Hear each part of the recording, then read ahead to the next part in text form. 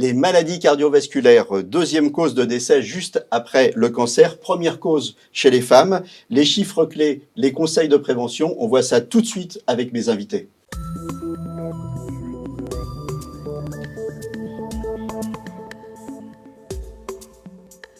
Cher, vous dirigez l'équipe d'hypertension artérielle du Centre de diagnostic et de thérapeutique de l'Hôtel-Dieu. Avec d'autres médecins, vous avez édité ce fascicule très complet sur l'hypertension artérielle. Docteur Stéphane Manzo-Silberman, vous êtes cardiologue à la Riboisière et vous intervenez également au nom de la commission Cœur des femmes de la Fédération française de cardiologie. Et vous, docteur Olivier Hoffmann, vous êtes cardiologue, ancien président du Collège national des cardiologues français. On va commencer avec vous, Olivier Hoffmann. Les maladies cardiovasculaires, c'est 150 000 décès par an, c'est ça? Oui, c'était la première cause de décès en France. Et les cancérologues, le cancer nous a battus, c'est devenu la deuxième cause. On a dû progresser. C'est la compète, hein, cardiologue, cancérologue, c'est la... Exactement. Là, on a perdu la pole position et tant mieux pour les patients grâce au traitement des différents facteurs de risque. Alors, on va les scanner assez rapidement, ces facteurs de risque. Le cholestérol, ou plutôt LDL. Alors, c'est quoi la différence HDL, LDL? Le public s'y perd toujours. Oui, le cholestérol, c'est le cholestérol total, mais ce qui nous importe, c'est le mauvais cholestérol. C'est le cholestérol qui se dépose sur les artères. Et alors, celui-là, c'est le LDL. Le bon cholestérol, c'est le cholestérol éboueur qui ramène le cholestérol des artères vers le foie. Quand on lit ces analyses, si on a un chiffre à regarder, c'est en dessous de quoi? De 1,60, c'est ça? Pour le cholestérol total, oui. Après, ce qui nous importe, est-ce que le bon cholestérol est élevé, c'est-à-dire au-dessus de 0,60 g par litre, et à ce moment-là, c'est familial, génétique, on a de la chance.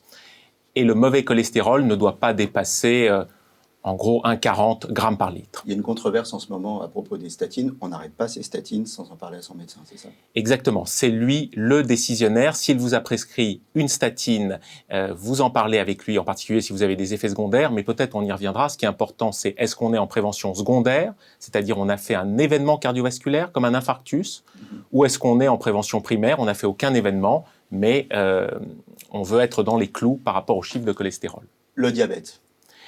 Le diabète, c'est plus de 5% de la population. C'est une épidémie, c'est une endémie, ça explose. Pourquoi?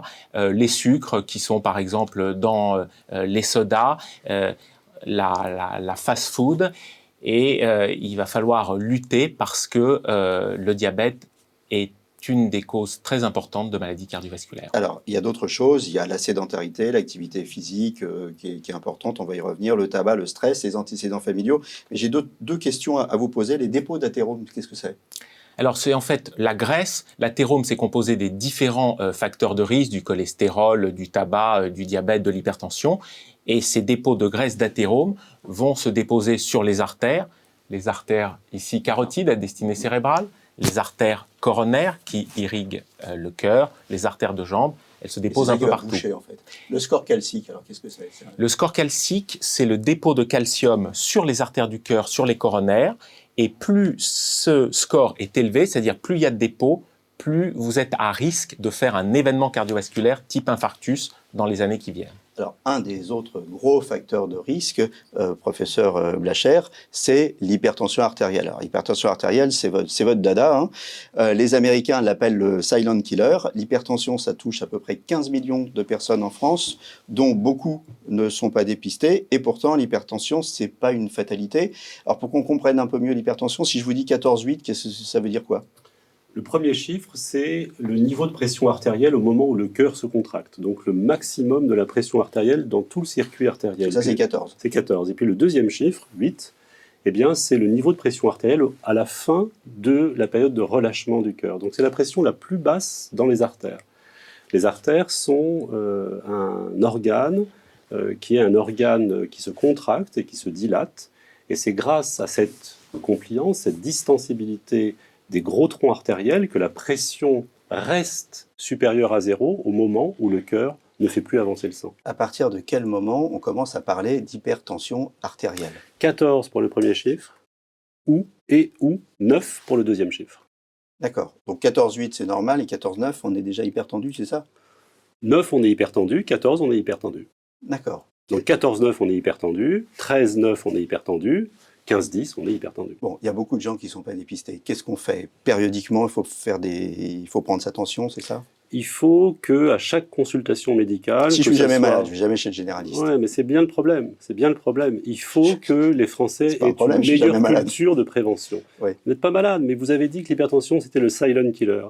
Et donc peut-être que finalement, même si vous n'avez aucun symptôme, vous êtes malade sans le savoir. Dr Knock. Et donc, vous devez faire prendre votre pression artérielle en consultation de médecine générale, en consultation de médecine scolaire, en consultation de gynécologie. Je peux acheter un petit appareil aussi. Alors, vous pouvez aussi dépister vous-même une éventuelle hypertension artérielle avec les appareils d'automesure. À partir de quel âge je dois faire ça? C'est une question difficile parce que plus on est jeune, moins on a de risque d'être hypertendu, et plus on est âgé, plus on a de risque d'être hypertendu. On dit habituellement qu'à partir du moment où on prend sa retraite, 60-65 ans, on a une chance sur 2 d'être hypertendu et donc une chance sur 2 d'être normotendu. Par contre, à 20 ans, il y a moins de 10% de la population qui est hypertendue. En 2 mots, pourquoi c'est dangereux l'hypertension? Parce que ça va générer une fatigue de tous les organes qui sont vascularisés, c'est-à-dire de tous les organes de l'organisme, le cerveau, les reins, le cœur. Le risque, c'est quoi? C'est l'AVC, c'est quelque chose comme ça? C'est l'accident vasculaire cérébral, effectivement, c'est l'infarctus du myocarde, c'est l'artérite des membres inférieurs, c'est les anévrismes au niveau de l'aorte, c'est la démence, on n'y pense pas souvent, c'est la fibrillation atriale, c'est l'insuffisance cardiaque, c'est l'insuffisance rénale, la dialyse, bref, tous les organes. Vous avez mis le moral à zéro là. Je suis désolé. Notre ennemi, c'est quoi? Notre ennemi, en 2 mots pour conclure, c'est le sel? C'est l'ignorance. Ah, c'est l'ignorance. Vous avez dit vous-même, aussi. Il faut qu'on sache si on est hypertendu ou pas. Alors après, pour prévenir l'hypertension artérielle, et c'est un sujet extrêmement important, il y a 4 éléments sur lesquels on peut agir. Il y a le sel, il y a l'activité physique, il y a l'obésité, la surcharge pondérale et l'obésité, il y a la consommation d'alcool. Et il y a un 5e élément, et moi je vais vous le dire, pour lutter contre l'ignorance, il y a ce petit fascicule, il faut le télécharger sur votre site, rappelez votre site. Vous vous rappelez pas. Alors, on peut le trouver aussi sur le site des entretiens médicaux d'Anguin, www.eme-vo.com, et on peut le télécharger. Alors, docteur Manzo-Silberman, les femmes dans tout ça? Les maladies cardiovasculaires, c'est la 2e cause pour la population générale, pour les hommes, mais c'est devenu la première cause de mortalité pour les femmes. Et les femmes ne le savent pas? Non, on a eu... c'est votre combat à la fédération, hein, c'est ça? Exactement, c'est un axe de travail de la fédération, de la Société française de cardiologie. C'est 2 grands axes pour promouvoir une amélioration des connaissances et surtout la prévention. Première cause de mortalité, de plus en plus de femmes sont hospitalisées pour des infarctus du myocarde, et l'autre point préoccupant, elles sont de plus en plus jeunes. Les moins de 60 ans ont augmenté de plus de 20%. Un des points importants quand on parle d'infarctus, c'est le truc classique, la douleur dans le bras, la pression thoracique, on souffre terriblement. Pas chez les femmes, pas toujours. Pas toujours. Il y a cette douleur dans plus de 2/3 des cas, mais elle est plus fréquemment associée à d'autres signes que chez les hommes. D'autres signes qui peuvent être des douleurs dans la nuque, une sensation de nausée, de fatigue inhabituelle, des palpitations. Plus de signes associés à cette douleur thoracique. Ça arrive que des femmes fassent des infarctus sans s'en rendre compte finalement? Ça peut arriver, notamment si elles sont diabétiques. Chez le patient diabétique et chez les plus jeunes, on a moins souvent les signes plus stéréotypés de la douleur. Elles ont aussi, en cas d'infarctus, un pronostic vital moins favorable. Et est-ce que c'est parce qu'elles sont plus dures à la peine et elles appellent, ou elles reconnaissent moins bien leurs symptômes et elles appellent plus tard, en fait, les secours? Je crois qu'elles appellent 15 minutes plus tard en moyenne. Exactement. Ce qui est beaucoup. Ça compte 15 minutes pour des cellules du cœur, ça compte beaucoup. Ces cellules ne se régénèrent pas, donc ça va être des cellules perdues. Donc toute une masse du cœur qui sera cicatricielle, qui sera perdue.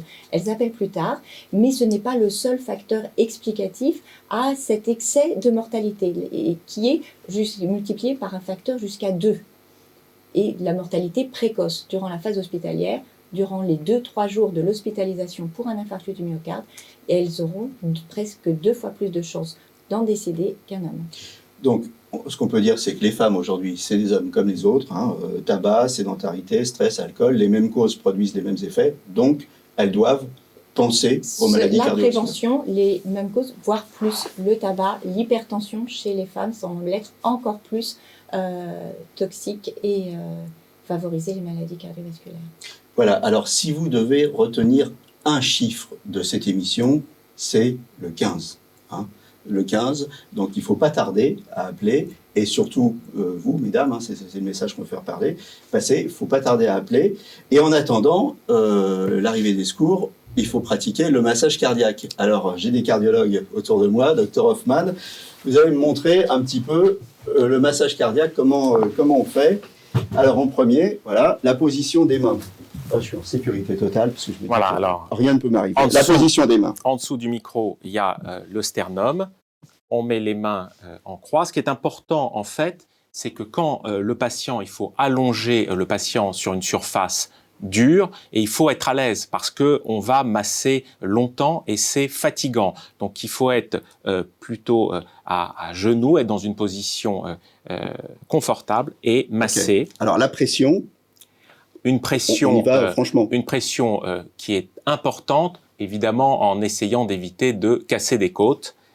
Mais il faut maintenir une pression pour maintenir une hémodynamique, c'est-à-dire une tension artérielle, alors que le cœur s'est arrêté. Pendant combien de temps? Jusqu'à l'arrivée des secours, à moins que le patient se réveille et retrouve ses esprits, mais sinon jusqu'à l'arrivée des secours. Si on a la chance de bénéficier d'un défibrillateur. Alors, le défibrillateur, on le montre, hein, voilà. C'est un défibrillateur semi-automatique. Ça veut dire que c'est lui qui décide. On va coller une électrode sur le devant du thorax, une électrode derrière, le relier, et le défibrillateur nous dira si il faut appuyer sur le bouton rouge pour lancer le choc. C'est lui qui décide. Si c'est le cas, vous appuyez sur le bouton rouge, le choc est lancé, et en défibrillant le patient, on a une chance qu'il revienne à lui. Alors, vous emballez pas, je vous pose la question, le bouche à bouche, on le fait plus. Alors, le bouche à bouche n'est plus à la mode, rassurez-vous, parce qu'en fait, les gens hésitaient et qu'on a vu finalement, la Fédération française de cardiologie nous l'a bien appris, que les 3 gestes, c'était d'abord appeler,